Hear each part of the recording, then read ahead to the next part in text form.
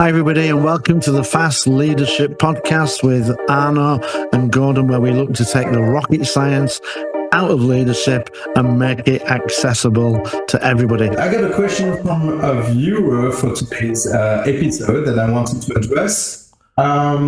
She was asking that we discussed a lot about leading, micromanaging, managing, being a team leader, etc.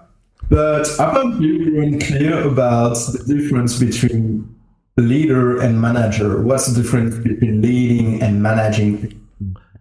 So that's our topic for today. Yeah, that's the second most question I get asked after our leader's born or made. But yeah, there's a lot of misunderstanding around that, and I think some of that gets compounded with the fact that we all go on leadership courses which teach us management.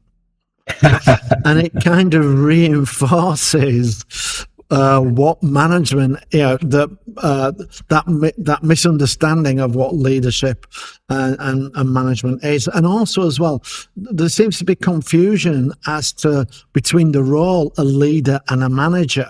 And one of the things I would say is that the real thing is that whether you're a leader or a manager, you are in charge. Mm-hmm. If you are in charge, you should be doing both a mix of leading and managing. You should never be doing 100% managing or 100% leading. You need to be doing a mix of both to be successful. Okay. And managing, when we think about what managing is much more related to the managing of execution. So it's about planning, resource management, task management, reporting, monitoring, following up. So it's about, once we've created our vision and got our team going, it's about getting the people through the journey. So It's very much execution oriented and resource oriented, and that comes into things like performance reviews, cost management, all of the things associated with execution. Whereas leadership, that's all about creating the vision, getting the buy-in from the team, motivating and inspiring them, enabling them, and then recognizing them on the journey. So it's much more people focused rather than task focused. One is the process and task, and that's managing. That's managing. The leading is more about people and the vision and the energy that you bring to them. Yeah. Mm-hmm. Yeah. Correct. And often managing is about maintaining. So we might want to maintain the status quo, or we've got a process that we want to follow. So it's about making sure we do what we said we were going to do. Whereas leadership, it's more about what could we do? What should we do? What is our performance capability? And in the last episode, we talked about we can't outperform our self-image. So if as leaders, if our goal is to improve performance, then it's much more focused on the people, getting buy-in to changing the self-image, working on their beliefs, empowerment, understanding of capability.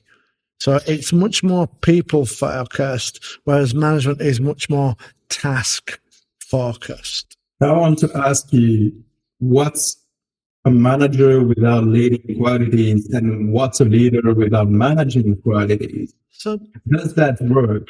No. So success, if you think of success as a coin, on one side you've got leadership, and on the other side you've got management, because leadership sets the direction, it motivates the people, it empowers them to go on that journey, and then management is about making sure they've got the resources that they need, and then tracking performance to make sure we are getting over the line. So leadership sets the destination and encourages people to go, and management is the sheepdog that follows them and makes sure that everybody gets over that finish line. So you need both. If all you do, and I've seen people that only do one or the other, and if you just lead and say, we're going to put a man on the moon by the end of the month, and you don't tell people how to do it and then track it, it's never going to happen. A vision without execution is a dream. And if you just focus on monitoring and tracking performance, even though Peter Drucker says what gets measured gets improved, I don't agree with that. I do agree you need to measure, but you need a plan for improvement, and you need to get people to buy into that. So if all you're doing is managing, you're just going to maintain the status quo, and your team will always do what they always did. And if that's good enough, great, but successful managers and leaders want to get their team to that next level, and that requires us to do some degree of leadership, changing that self-image, building that belief, helping come up with the path to get there. And then once we've got that and we've got buy-in, then it's about the execution to get there and the recognition to motivate people to keep going. Yeah, as I said several times, when I'm in a team, there's no sentence I like more than from a leader than tell me what you need to get the things done. And a good pep talk is always appreciated. I was in several sports clubs, and there's always this moment when the coach is giving you the pep talk. That's leadership, that's vision, that's where he wants us to go and dream about going. And then the coach. And pep talk isn't management. Yeah, but then the coach will be there during training and keeping track of our progress and making us doing the tasks that we need to progress. And okay, we got the two faces of the coin you were talking about. Pep talk is leadership, and then being there on the field and making us work hard to get there is managing. Yeah, I mean, management would be keep doing what you're doing, and that's never a pep talk. It's not. No. And do you know one of my favorite pep talks of all time?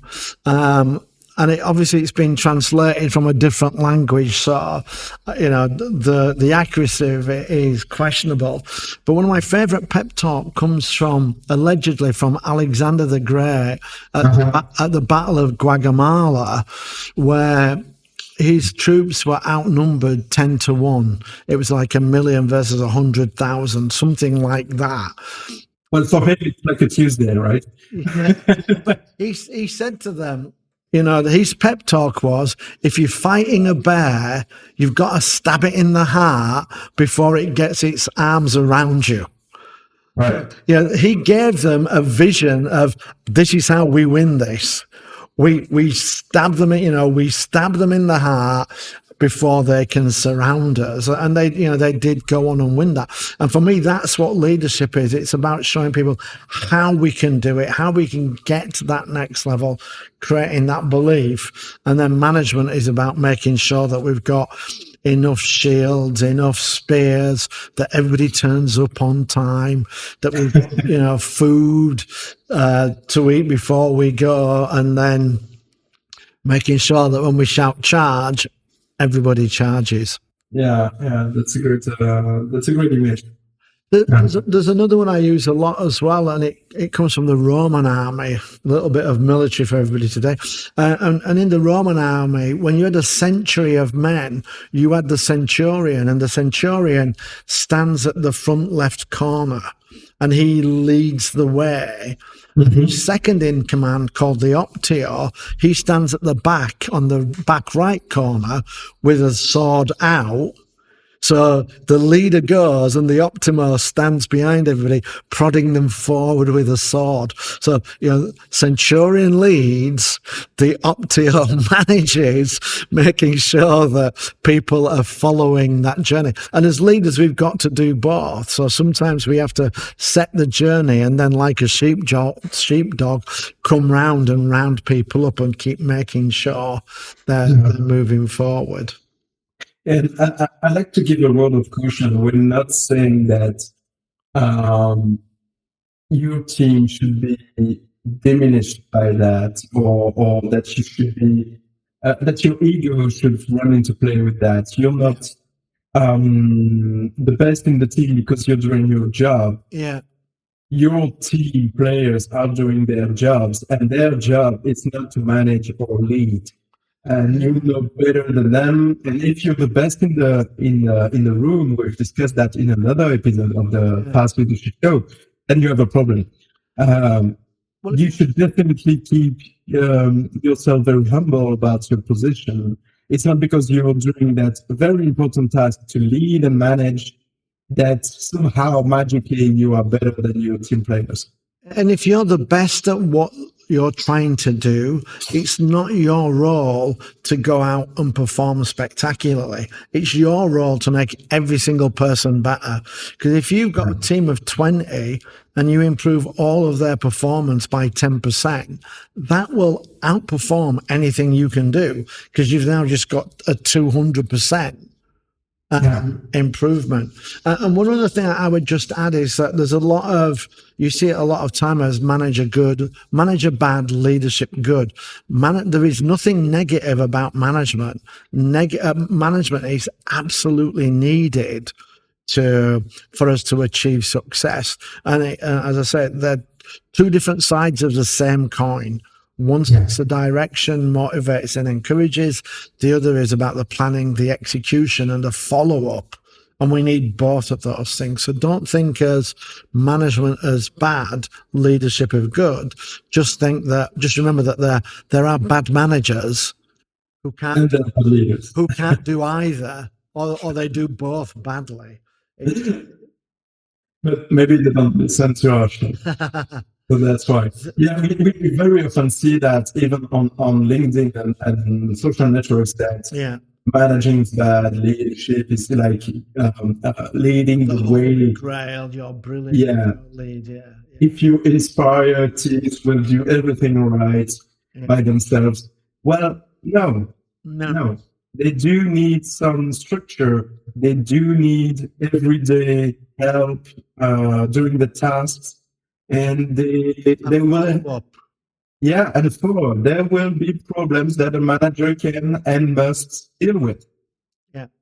On large projects, you have to follow up. You need to make sure that the leadership is not about making sure people stay on track. It's about creating the track. Management is about making sure people on the track and then making the progress that we've agreed. And leadership is about, it's about creating that path, and then management about pulling them on. So we absolutely need both of them. Management is good, leadership good, both together, very, very good. Excellent. That's a great way to put that. Okay, so I think that's our podcast today on the difference between managing and leading. I hope that explanation makes sense. And if you like the video, please like, share, comment. That will really help us get the message out and boost the rankings. Yeah, and as the viewer, if you have questions, please do ask them in the comments on YouTube or through our emails that you can easily find on the internet, on our social networks as well. So that was Gordon, Tredgold, and myself, Stephen. Talk to you soon. Thank you very much, everybody.